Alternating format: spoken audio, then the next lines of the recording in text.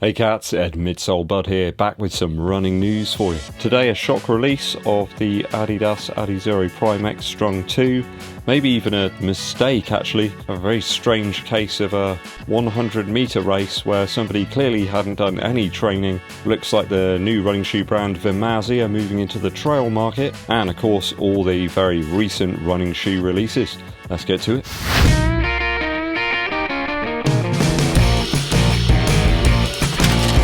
Thanks for tuning in, people. Do hit that subscribe button and give this video a thumbs up like, it really does help out. Getting straight into the news today, there was a shock release of that Adizero Primex Strung 2, Primex 2 Strung, whatever you want to call it. It was up on the Adidas website for a few hours at least in the US. It appeared to be taken down straight away. You could even buy pairs and a few people managed to actually get them. I think they also had a release in the Oxford Street store in London as well. I wasn't too tempted to go over and pick up a pair, mainly because it looks like the shoe's going to be really heavy. It looks like there's a increase of weight about 2 ounces over the previous version of the shoe. Why change a winning formula, Adidas? It does appear that we have plates here instead of the energy rods within the midsole. You can see there's a cutaway section of the midsole underneath the shoe, and clearly there's some type of plate there. It's like a big black area rather than the carbon fiber rods. So yeah, why they've decided to do that, I don't know. Be interesting to see if the rods still appear in the Adios Pro 4 when that drops. The weight increase does seem quite substantial. In a US 10.5, it's coming in at 11.7 ounces,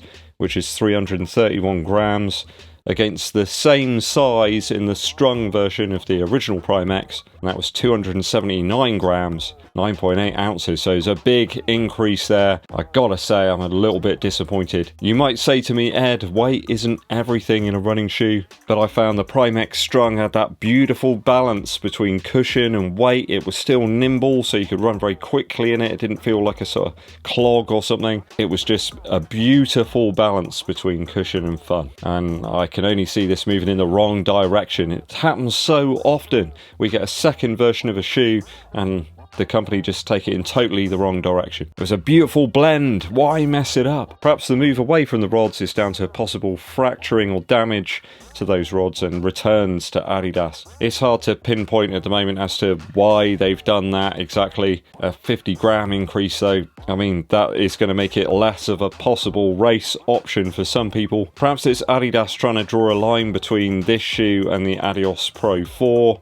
and also putting new plates and technologies into the shoe gives them an excuse to bump the price up a little bit. I believe this one was like selling for $300, which is, yeah, it's getting a bit ridiculous now, isn't it? So with the increased price of this shoe and the weight as well, I'm a little bit on the fence about it now. It was one of those ones I was going to pick up on site.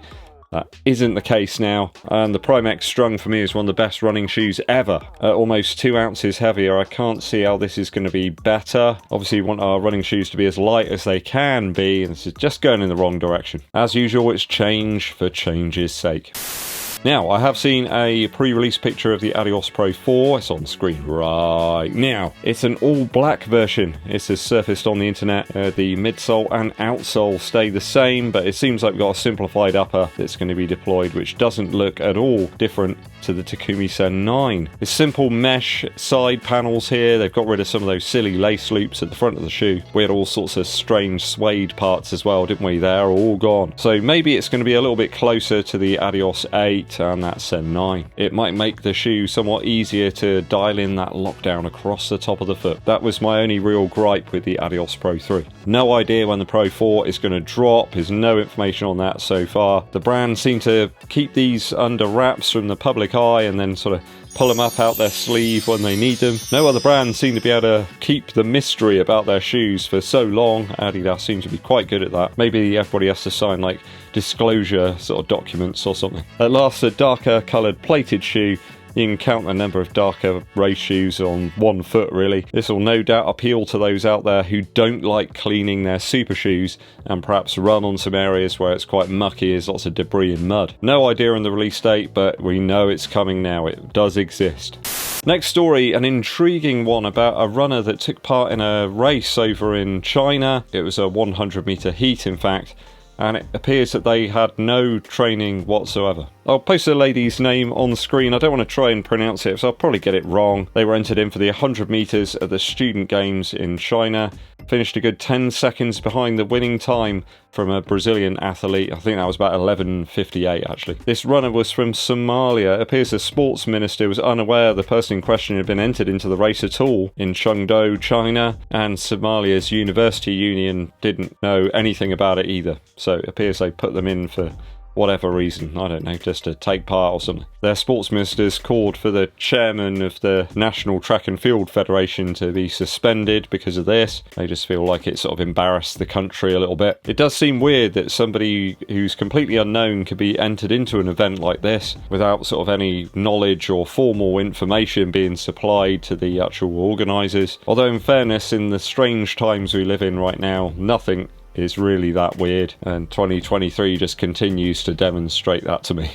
Another quick story here from Vimazi, the new running shoe brand. I tested out some of their stuff a little bit earlier in the year. Definitely promising there. There's some interesting ideas that they've got going on. It looks as if they're going to try and expand out their range into the trail market. They've got a couple of new models coming up. I think they're also distributing the shoes now a little bit further afield in New Zealand and Australia, so it's going to further expand the reach of the company. The Trail Z2 and Z3 are set to launch in September, with pace ranges between 8 minutes and 12 minutes per mile for the Z2 and 10 to 15 minutes per mile for the Z3. So these look like they're certainly for more technical trails than perhaps we get over here in the UK. If you're going to be running on sort of more demanding terrains and surfaces, maybe these could be a good new option for you. You can check these out on the Vimazi website right now. I shall place a link over in the description of this video. Right, it's a whole bunch of running shoe releases to get through. Here we go. Salomon have followed up their PHANTASM shoe with a second iteration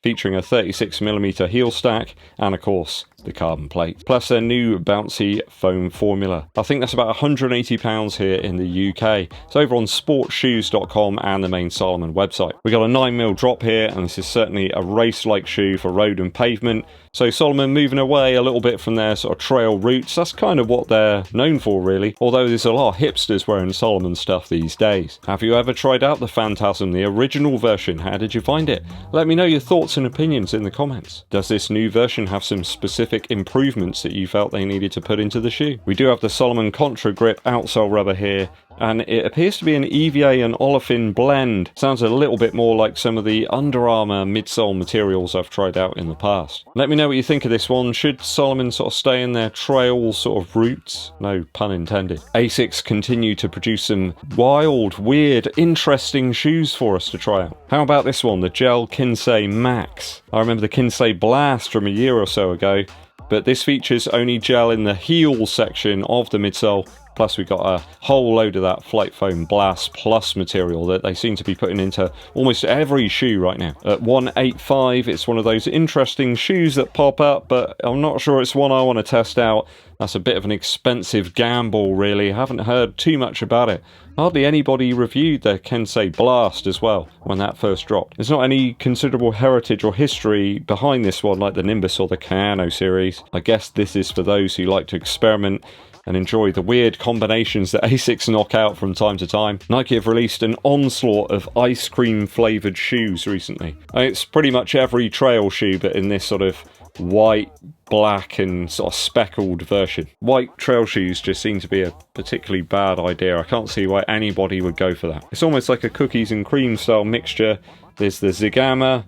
We've also got a new version of the Pegasus Trail 4, and of course a Gore-Tex version of that shoe too, and the Terrakyga and Wild Horse, all with that biscuit mix ice cream style. I do quite like the splatter on the midsole sides, but you know, you're not going to be able to see that once it's covered in mud. I mean, people have been buying that white version of the Ultrafly, so I guess it's just down to taste, I suppose. All these are available at Nike.com over here in the UK right now. Really pleased to see that HOKA have released that CIELO Road shoe now. It's about £150. I think you can get it on their main website, and there's a couple other retailers that have got it too. Colourway is really nice though for this shoe, being a road shoe. Though again, it's predominantly white. You've got a lower stack running shoe here that's perhaps for the faster, more nimble out there. And at that price, I think it makes this one a slightly more niche shoe than some of the other HOKA models you got out there. If you're doing some 5 or 10Ks, I suppose it could be ideal.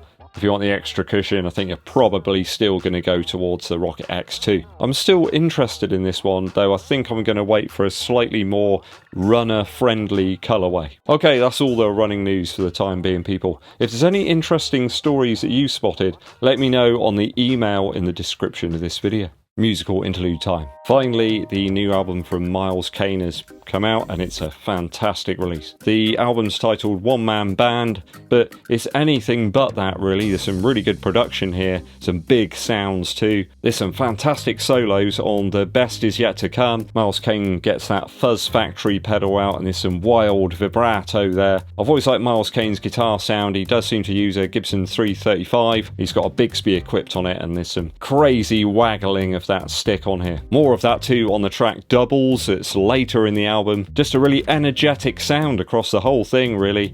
It does close off on a more sort of plaintive acoustic number, but most of the other stuff on the album's full of energy. Great if you're out there perhaps doing a longer run, although it only comes in at 33 minutes, so you're going to probably have to stick it on 3 times, and no problems there because pretty much every track's a banger. Go and check it out, people. One Man Band by Miles Kane. Guy seems like a really top chap as well. He does a lot of stuff with his fans as well. I've heard that he hangs out and waits and makes sure everybody gets signatures and stuff. He sounds like a really top guy. Thanks for tuning in, people. It is always appreciated. Help us get towards 50,000 subscribers by hitting that button and clicking the bell for notifications too. Also, give this video a thumbs up, like, and share it with your running buddies. My name's Eddbud, and I'll be seeing you